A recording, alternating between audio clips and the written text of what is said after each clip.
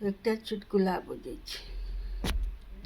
सब सखी जे पुछती कि ने से अहाँके कए गो धियापुता अइ, तऽ ओ पूछोके एकटा स्टाइल होइ छै।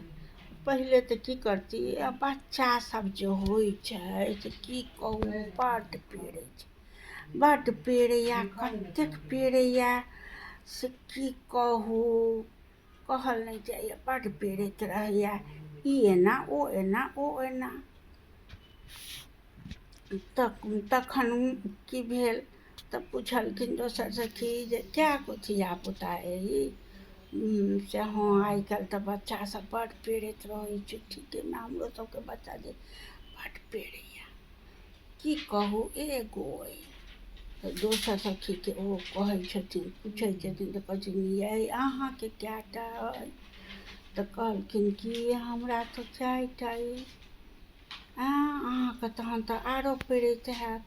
तऽ कहियो सखी कहलखिन कि आब अहाँ सोचैत रहू, हम जा